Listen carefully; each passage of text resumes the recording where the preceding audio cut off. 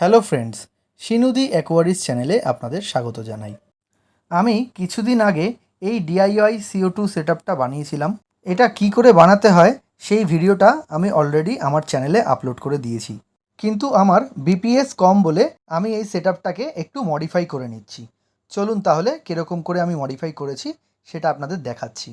আমি সবার আগে আমার এই চেক ভালভের কানেকশানটা আমি খুলে নিয়ে দুটো বোতলকে আলাদা করে নিচ্ছি। এই বোতলগুলো আলাদা করে নেবার পরে আমার যেখানে 1 লিটারের যেই জলের বোতলটার মধ্যে আমি আগার আগার পাউডার মিশিয়েছিলাম, সেই আগার আগার পাউডারের বোতলটা চেঞ্জ করে আমি একটা 2 লিটারের বোতল ইউজ করব। এবার 2 লিটারের বোতলে আমি কি করে মিশ্রণটা বানাবো সেই ভিডিওটাই আজকে আমি আপনাদের দেখাচ্ছি। আমি প্রথমে একটা পাত্রের মধ্যে 1 লিটার জল নিয়ে নিচ্ছি। 1 লিটার জলের মধ্যে আমি 200 গ্রাম চিনি ভালো করে গুলে নেব। আমি দোকান থেকে 200 গ্রাম চিনি মাপিয়ে এনেছিলাম।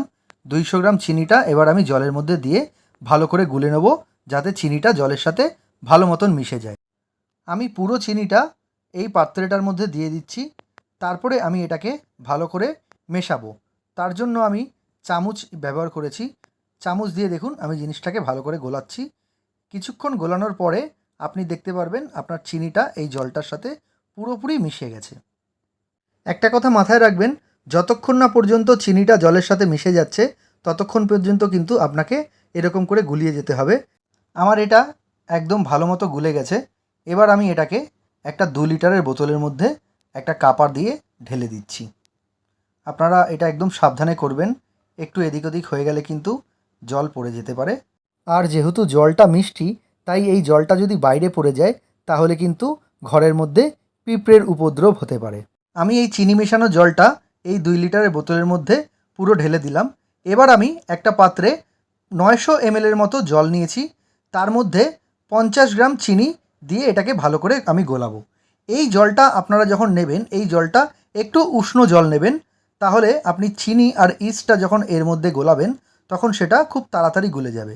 দেখুন আমি চিনিটাকে প্রথমে ভালো করে গুলিয়ে নিচ্ছি। তার জন্য একটা কাঁটা ইউজ করেছি। কাঁটাটা দিয়ে এরকমভাবে করলে চিনিটা খুব তাড়াতাড়ি হয়ে যায়। যেহেতু চামচ দিয়ে লাস্ট টাইম করেছিলাম, চামচ দিয়ে করতে করতে আমার হাত ব্যথা হয়ে গেছিলো, তাই আমি এই ম্যানুয়াল কাঁটাটা নিয়ে নিয়েছি। এই কাঁটাটা দিয়ে আমি চিনিটাকে গুলিয়ে নিচ্ছি।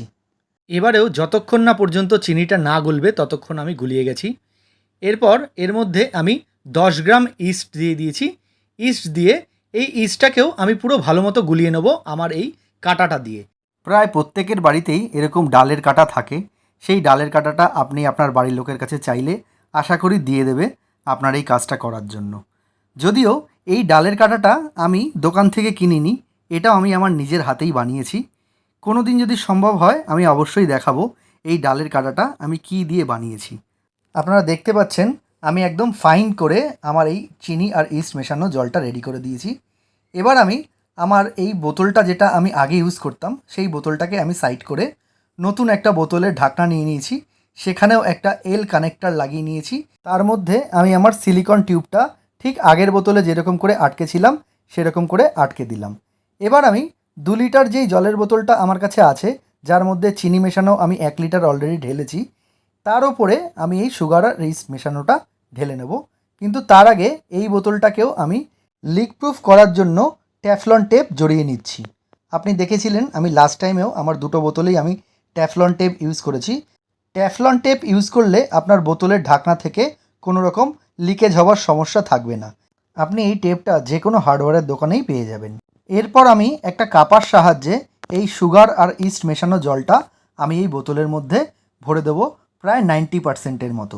আমি আগের বারের মতোই 90% ভরছি। তার কারণ 10% আমি যেখানে খালি রাখবো সেইখান থেকেই CO2 জেনারেট হয়ে আমার ট্যাঙ্কে CO2 সাপ্লাই হবে।